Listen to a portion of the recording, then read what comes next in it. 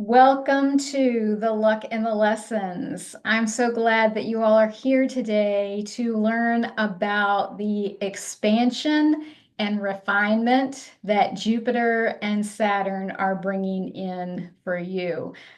This is big stuff for people in leadership, big stuff for women in business. Yes, this affects us on a day-to-day basis in our lives in general, but particularly if we are in the business and leadership worlds, these are big for us. So I want to take some time and explain all of this energy and how it's happening. All right, first of all, just a little bit about me. I am a double Sagittarius, sun and rising with a Libra moon. I am a 1-3 reflector, so my perspective and my gifts are very rare. This is part of why I do what I do differently, because I see astrology differently. I don't just see it, I live it, I feel it, I embody it. It's part of who I am. So my perspective on that is very different, and I bring that perspective to you in what I'm doing here. I had a 20-year career as a music teacher. I left that and went back to school for holistic health and started an online coaching business in that. And that has shifted into coaching women in leadership in astrology and teaching them how to use astrology and the transits for more success in their lives and businesses. Basically, for the first 40 plus years of my life, I experienced a series of very traumatic situations. I do not say events because they were not one-time events. They were long-term situations, one after another, that created a massive amount of conditioning and a very unaligned life for me. Um, I am now 50 years old and have done a tremendous amount of work and healing, but astrology has really helped me to decondition, to understand the nature of who I truly am and what I'm here to do, and how to operate in alignment with my own energetic blueprint in a way that I can live out my full potential abundantly. So that's just a really short version of it, basically. All right, why are the current energies so intense? So if you are here, if you are watching this video, you are a person who is already feeling these energies. You are sensitive to these energies, and you are, wanting to know more of what's going on here. 2025 is massive. This is basically an unprecedented year where all of the planets are shifting signs within a year of each other. And in a few minutes, I'm going to give you a little more zoomed out perspective on that so you can see what a big deal that actually is. But for it all to happen this close together, historians, astrologists can't even put a specific date on when this happened before. It's estimated 15th century, but they can't say for sure. The only thing that they can say for sure is that the three outer planets, being Pluto, Neptune, and Uranus, all shifted signs in 1737, and this was the Great Awakening. This year is bigger than that because it's not just three, it's all of them. So we are in the midst of an unprecedented year astrologically. So far this year, Pluto has already shifted, Neptune has already shifted, and the nodes have already shifted. We started the year with a Mars retrograde and a Venus retrograde, both of which were incredibly challenging. We've already been through our first eclipse season of the year. So it's been one hit after another, shift after shift, change after change that is rocking everybody's world. Saturn, Jupiter, and Uranus shifts are next. They are all happening within the next about 6 weeks. And today, our big focus is going to be Saturn and Jupiter. All right, so this is how I want to give you a little bit of perspective on how fast these energies, these planets, these placements, these luminaries move. All right, so here this is our zodiacal wheel over here. There are 12 signs and 12 houses. And so when we talk about the energies moving through, they are moving through the zodiacal wheel. All right, so the moon moves the fastest, and it takes 29 and a half days to make its way all the way around this, and it spends about 2.5 days in each sign. It moves the fastest. And because the moon moves the fastest, this is why we start with the moon when we are learning to understand our own energies, because it's the quickest way that we can begin to understand how we cycle through these energies ourselves. Okay, we've made the full cycle in a month. And so after 2 or 3 months of tracking this, we really get a handle on our own cycles. The next one being Mercury. Mercury takes about a full year to move all the way around, and it spends 14 to 30 days per sign. It's not terribly consistent, and then we throw in Mercury retrogrades, which sometimes makes it feel longer. But it moves, it's second in line for speed. Then we have Venus. Venus takes about a year to move through the full zodiacal wheel, and it spends about 3 to 5 weeks in a sign, again, depending on retrogrades. The sun, we know, the sun is the one that, it's the easy one that we all know. It takes a full year to move through, spending about 30 days per sign. Mars takes about 2 years to move through the full cycle, and it spends about 6 to 7 weeks in a sign, again, depending on the retrogrades. So all of these that I've just listed here are considered your personal planets because they move the fastest. They're the ones that affect us the most on a day-to-day, week-to-week, month-to-month basis. These are the ones that we focus a lot on also inside SASS because they are affecting us so personally and they move so quickly. These are the ones that we can really focus on to worry about what matters and not focus on some of the things that don't necessarily affect us every day. All right, now the next set that we're going to look at, these are a little bit further away and take longer to move through. So Jupiter, for a full cycle of Jupiter, takes 12 years.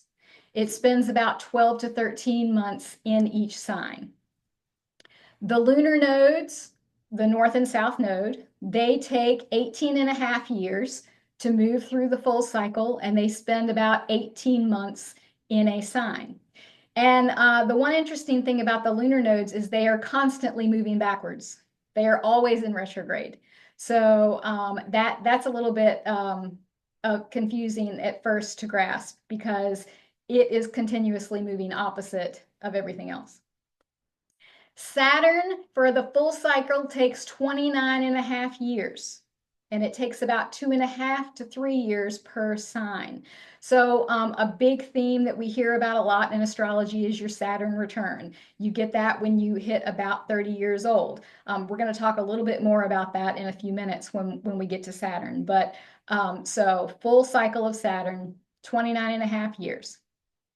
Now, Jupiter, the nodes, and Saturn are kind of middle of the road. Sometimes they get thrown in with the personal planets, and sometimes they get thrown in with the outer planets. So they're just kind of hanging out in there in the middle. They do affect us, but not to the degree of Mercury, Venus, and Mars, the moon, and the sun.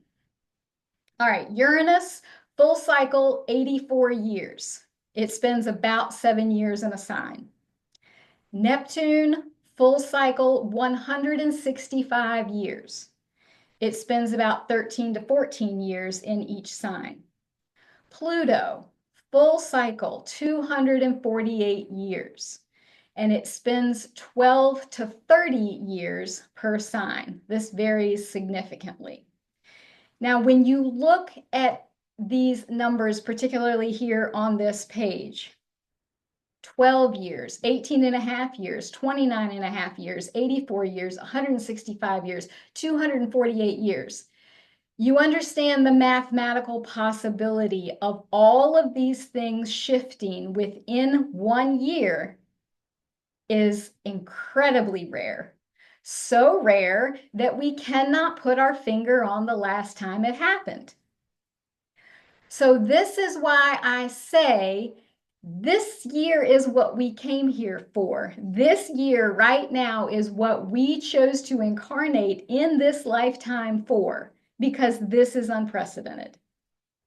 This is why we are all feeling like we have no idea what we're feeling, because our whole existences are being turned upside down because of all of this. But it's what we came here for. Okay. All right. Is everybody with me? Is everybody good? Yes? Okay. All right. Now, natal versus transits. This is important too when we think about all of this, because all of those planets and luminaries that I just talked about, we have our natal placements and then we have transiting placements. So the natal placement is the position of the planet at the moment that you were born. This is what is in your astrological chart. This is what is in your birth chart. This is your cosmic blueprint. This is your natural gifts, your patterns, and your life themes. These placements don't change. The transiting placements are where the planet is in the sky right now. So the transits show you what's currently being activated or highlighted in your life. They bring temporary influences and lessons and invitations. When the transiting planet touches one of your natal planets, it triggers an extra layer of growth, change, support in that area of your chart. So that's why this stuff is so individualized based on your own chart, because we can talk about the general themes of what these things typically mean and generally mean, but they are going to play out individually for each of you in a different way, because each of you have different natal placements. So the natal placements are what is on your birth chart. They don't change. The transiting placements is what's moving through the sky.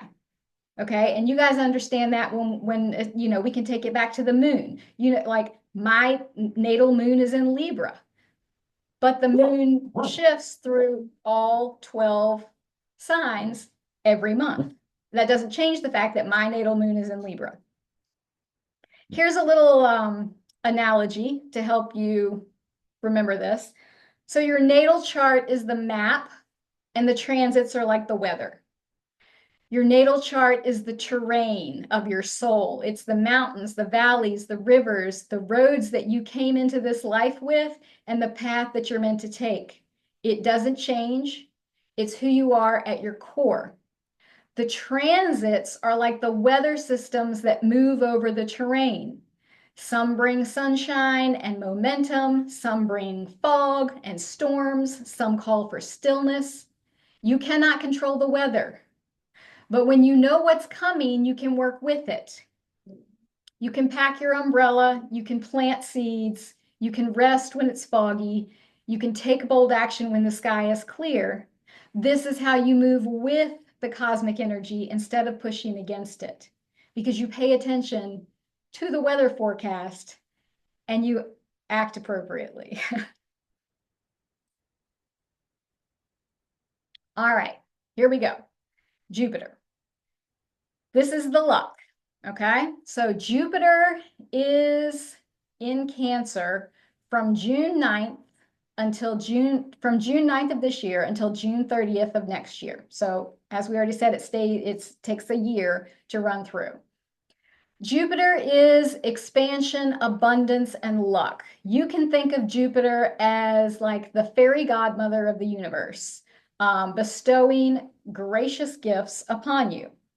Now, here's the other thing that you need to know about Jupiter, though. And I will tell you, I have a bit of a different view of Jupiter because it is my ruling planet. Your ruling planet is based on your rising sign. As a Sagittarius rising, I am ruled by Jupiter. So even though it is not necessarily considered a personal planet, it affects me very personally. So on the downside, Jupiter can expand things we don't always want expanded. And I'll give you an example. When Jupiter was transiting Taurus, so this was about 2 cycles ago, Taurus is my sixth house of daily routines, health and wellness. Taurus is very indulgent. Taurus is very slow to move. Taurus loves pleasure. Taurus loves to eat good food. Taurus is all about experiencing the slow, good life. All right, so this is already my sixth house of daily routine. So I'm not one to move real quick on a daily basis. With Jupiter here expanding this, Jupiter actually expanded my desire to not move. Jupiter expanded my desire to eat indulgent foods. Jupiter expanded my rear end. So, yeah, and it's funny, and we can have a whole nother workshop on what that means. But this was where Jupiter made things bigger that, I wasn't necessarily expecting or needing, but it's still what Jupiter does. So you need to be mindful of that, especially when we're looking at the shadow side of things. We want to be mindful of the shadows and know that even though Jupiter on the surface is abundance and luck and gifts, it can very easily expand those shadows if we're not careful and self-aware. All right. So, Jupiter moving into Cancer. Let's talk about the Cancer energy. This is home, family, nurturing. This is the mother. This is very intuitive and emotional energy. But the shadows that come here are going to be emotional manipulation, passive aggressive behavior, or staying safe in a comfort zone instead of choosing to take yourself out of that. So we want to be mindful that we stay out of these shadows, because if it's an area that we need some help in, Jupiter could easily expand these shadows to show us where we need to shift out of this. So I just want you to be aware of that while we do say, yes, Jupiter is the luck, it's the abundance, it's the expansion, it's not always expanding the things that we think it should. But together, Jupiter and Cancer, if we're on the bright side of this, Jupiter and Cancer can create expansion in emotional intelligence, in softness, in nourishment, in intuition, and particularly in healing the mother line. And these could be things that happen for you very easily over this next year. These are the things that just kind of you look back on it and you're like, wow, I didn't really have to work at that. It just kind of happened for me. That's the gift of Jupiter. You don't really have to work for it. It just kind of happens. This isn't the luck that you chase. It's the luck that you create by trusting your emotional compass. All right, how do we put this into business terms? All right, business terms, this transit is going to be deepening our emotional leadership. We are creating safety as a strategy. We are letting our inner world fuel our outer success. Things that you can consider: where am I being invited to grow softer in order to grow stronger? What does emotional safety mean to me, and how can I lead from that place? How can I allow care and nurturing to be part of my business strategy? There are also rising signs specific themes and reflection questions in the document that you all received in the same email that had the link to our call today. So, later on, you can refer to that document for things that are more specific to where this falls in your chart for you personally based on your rising sign. All right, Jupiter, well, we're gonna save our questions. You guys still with me? Y'all are good? Okay. All right. Okay, Saturn. Saturn is the lessons. This one is a little tougher, okay? So Saturn stays in a sign from 2.5 to 3 years. We get pretty much a full 3 years off of this one here, from May 24th of 2025 until April 13th of 2028. There will be a retrograde in there at the end of this year that will put Saturn back in Pisces for a few months. But then in 2026, it will go back into Aries and stay there for the duration. Saturn is structure, karma, discipline, learning the hard way, refinement that comes with maturity. Okay, on the plus side, Saturn wants to give us rewards, but we must put in the work and it takes time. On the downside, these lessons tend to be very painful. And the more we resist doing the work, the more painful the discipline becomes. Okay, Saturn is not messing around. Now, I want to talk about your natal Saturn for just a minute.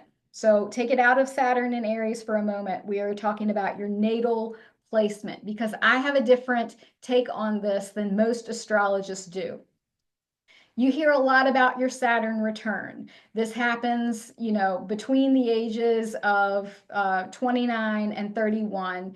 And you hear a lot of people, particularly in their late 20s or early 30s, talking about, oh, the Saturn return. The Saturn return is the end all be all. I've gotten through my Saturn return and I have arrived. I have arrived in life because I've gotten through my Saturn return. No. Sorry, this is not the case.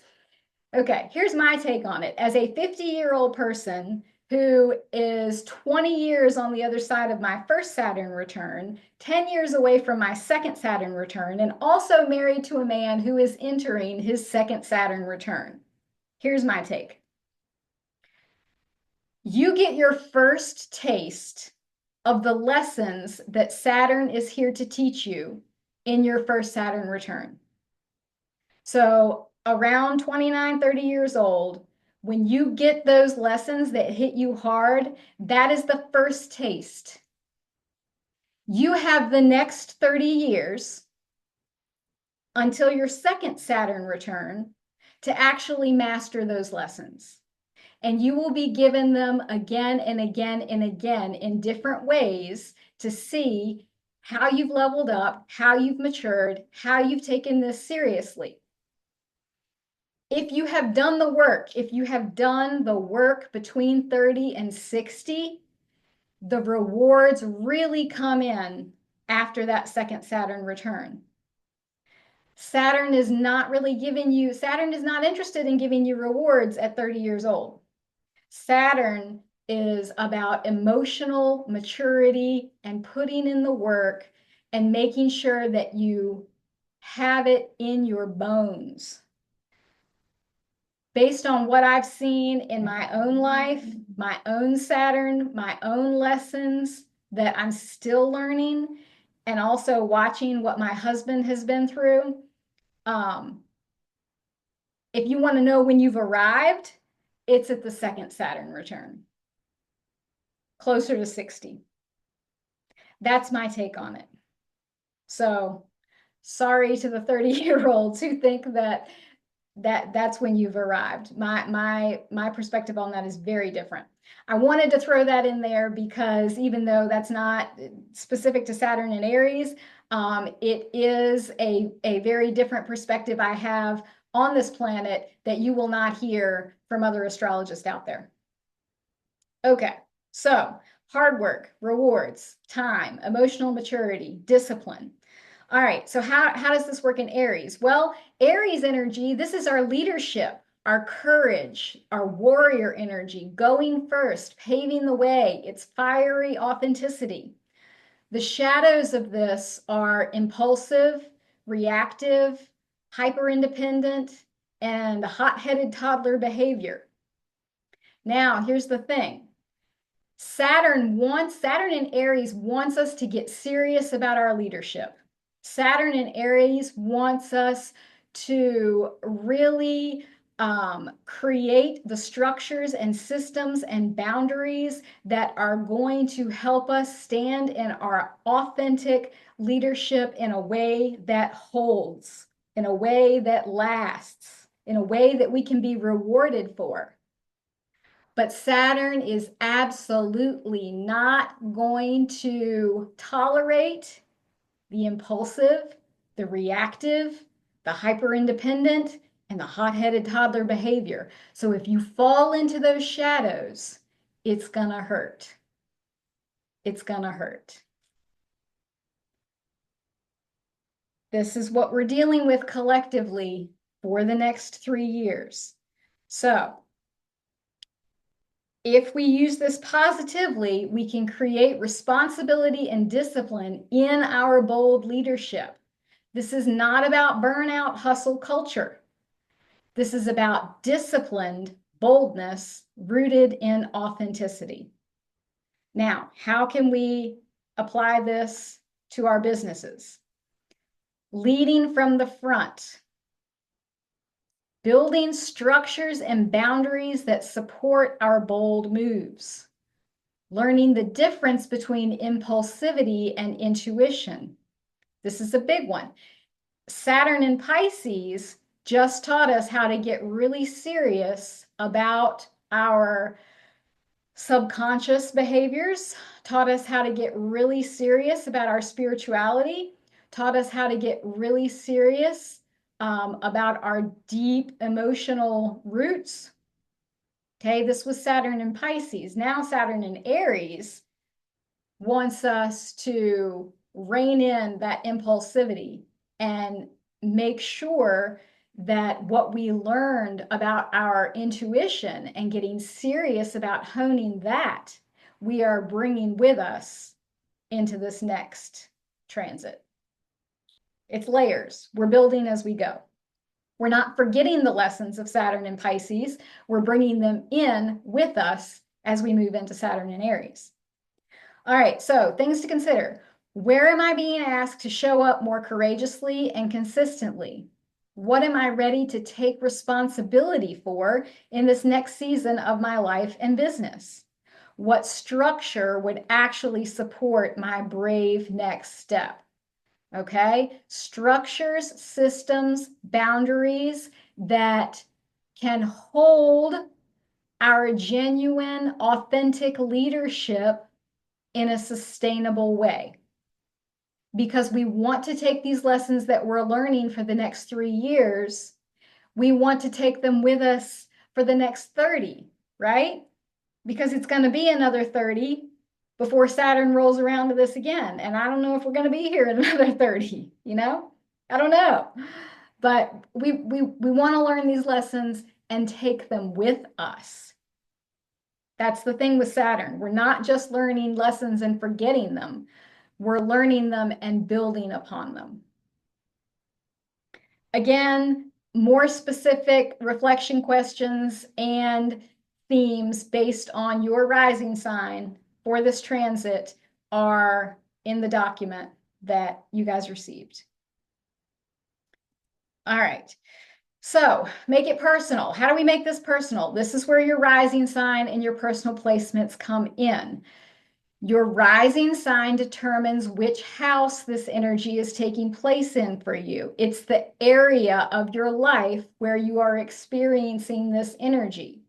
Your rising sign is always your first house, and then we move around the zodiacal wheel from there. So, for example, if you're a Scorpio rising, your first house is Scorpio, Cancer is your 9th house. So Jupiter in Cancer is going to be in your 9th house of higher learning, travel, and world philosophy.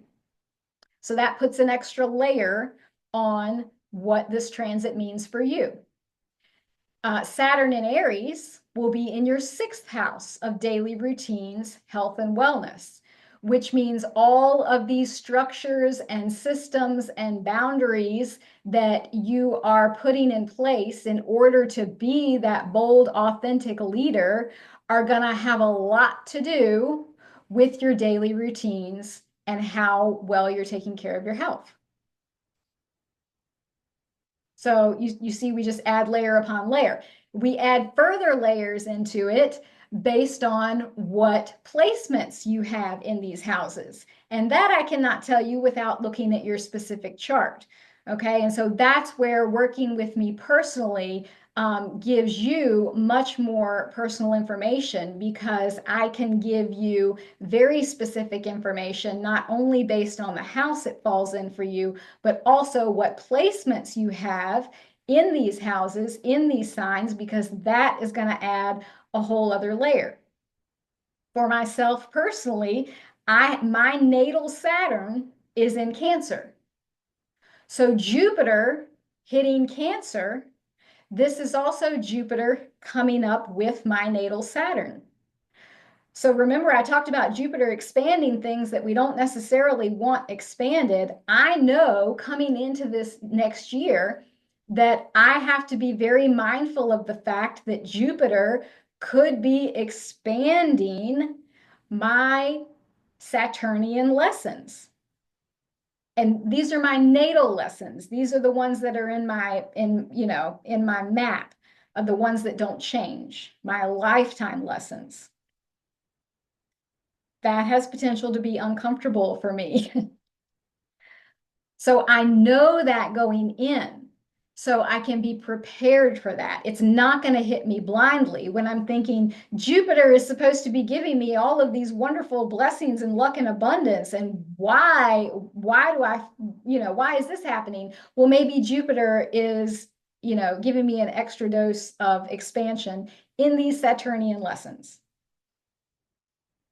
This is where your specific placements are very important to how you experience these transits.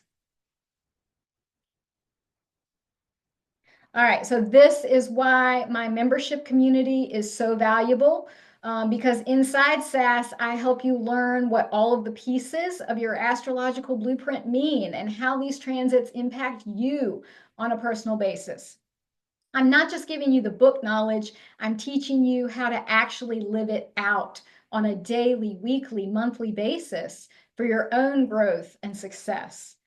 We do a lot of work with the moon and those personal planets that I talked about earlier, because the moon, the sun, Mercury, Venus, Mars, these move the fastest. They're always shifting. So we are always talking about where these energies are falling for us and the best way we can navigate the energy. Right now, we're talking about the outer planets because they're all shifting in the same year, which is crazy rare, and everybody's turned upside down. Nobody knows what is going on. And so this is really the perfect time for you to jump in and start doing this work. So you can, grab a hold of that steering wheel and navigate it appropriately. When you work with me, astrology is not just something out in the vast sky. It's something you live out, and it's something that you embody. This is what I teach you to do.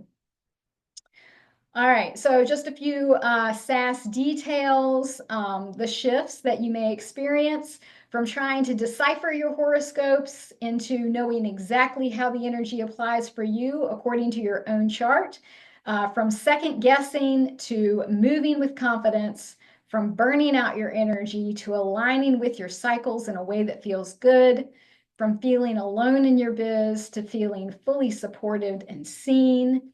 We have 2 live calls a month. I give weekly astrology forecasts with practical action steps.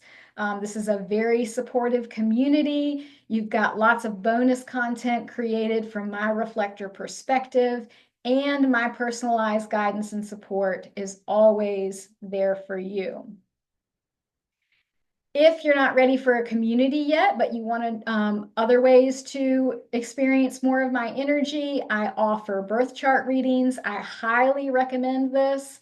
If you are not really familiar with all of your placements and understand what they mean, this is an excellent place for you to start. I also offer a one-on-one reflecting you session. This is basically an anything goes session. If you are looking for some intuitive, wise insights on any life or business situation, I'm happy to talk through that with you. I also do personalized tarot readings, and I have a one-on-one intensive coaching container in which your SASS membership is included. So, I am super thankful for you guys being here today.